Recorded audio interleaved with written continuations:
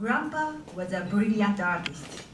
He cut bamboo, touched it with fire, bent it, and made toys for me. I'm sure that my teacher knew that I didn't do my summer homework on my own. What kind of kids would use a saw, a drill, and fire? But I didn't care. I wanted to show off his artwork. Once in a while, he cooked for me when Grandma was not around. Miyo, I seldom cook because I'm a better cook than she is. I don't want to discourage her from cooking. He winked. My grandparents lived in Hiroshima when the atomic bomb was dropped. Grandpa seldom went out after the war because he got health issues. But he was a dandy. He always wore a crisp white shirt and dress pants, sitting in front of the TV, watching news, holding a pipe in one hand and a Japanese teacup in another. Maybe his lung cancer came from smoking or the atomic bomb. Who knows?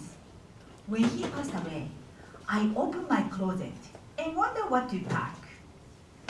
In Japan, it's important to pick the right clothes for TPO. Time, place, and occasion. TPO is critical, especially for events like weddings and funerals. When I came to California, I didn't know what was going on here. Because sometimes people are wearing shorts and sandals while others are wearing jacket and boots. That doesn't happen in Japan. If it's a warm day, you're not supposed to wear shorts and sandals in winter. You have to sacrifice discomfort for TPO. For his wake, I picked a dark gray dress. For his funeral, a dark navy jacket and skirt. Technically, they are not suits, but texture and the color are similar enough. The skirt length is below the knee, perfect for his funeral. I packed them, take a bullet train, and rushed to his wake. When I got to Hiroshima, I showed my outfit to Grandma and my mother. Miyo, what's wrong with you? My mother yells. Grandma is smirking behind her. Are you colorblind? That's navy blue, not black. You are an immediate family. You are supposed to wear official morning dress. And they are not even a suit.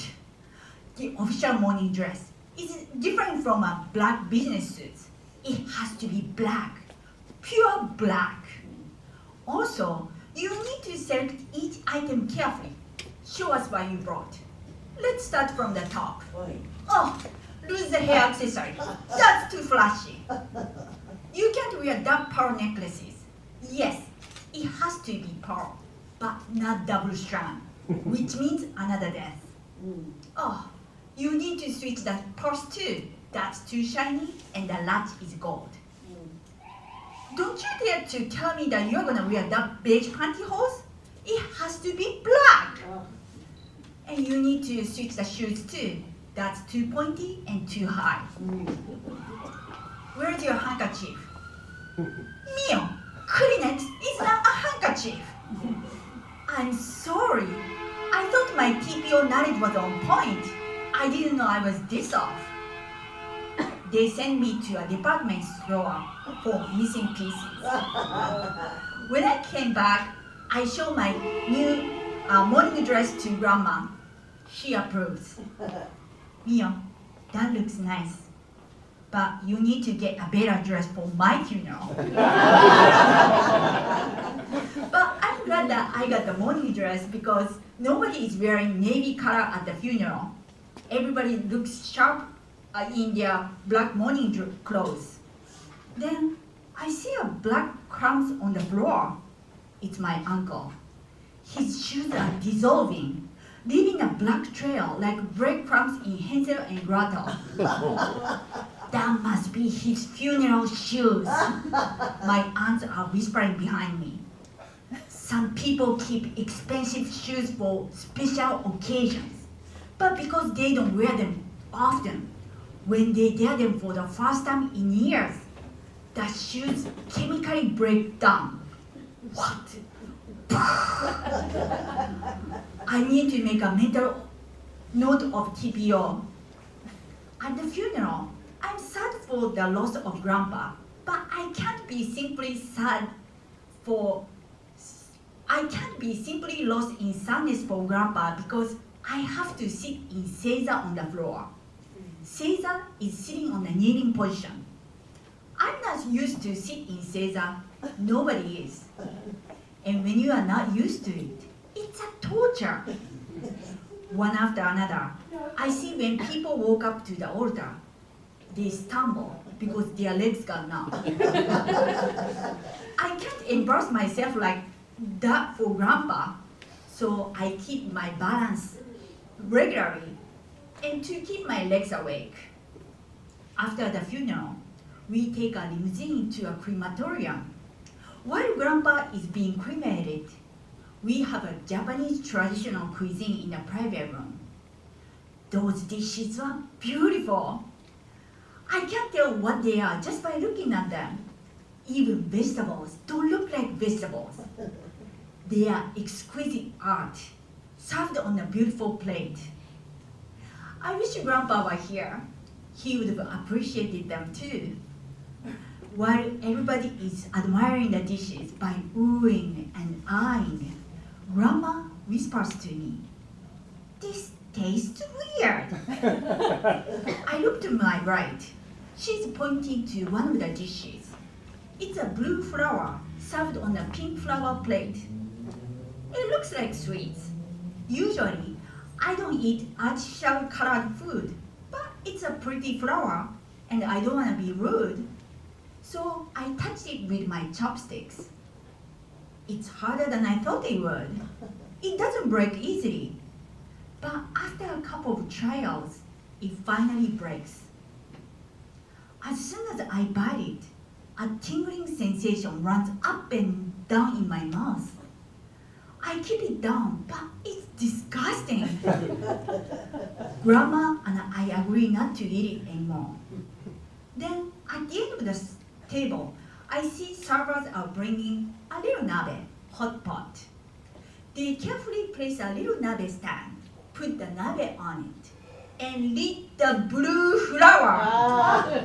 It was a candle. We ate candles.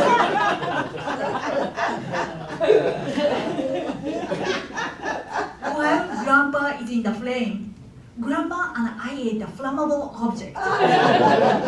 Is it a coincidence? Or is it his last hard work? So now, we are sitting on the edge of the seat, staring at the blue flower gleaming on our plate. One thing you need to understand that is each dish is designed meticulously. The blue flower candle is supposed to cook the nabe perfectly when it goes out. But our candles are faulty because we ate it. But we don't want to make a scene, so we're going to skip the nabe and pretending that everything is okay. Nobody is going to notice, except for those servers. They immediately noticed that our candles went out before everybody else and didn't cook the nabe perfectly. So they report the incident to their manager. The managers could come to our table right away. While she's apologizing to us profusely, she tries to understand. So we have to come clean. What? You ate the candles? I didn't know candles are edible. That left the whole room in hysterics. Grandma and I laughed until we cried. Years later, Grandma passed away. Did I get a new black morning dress? No, I didn't.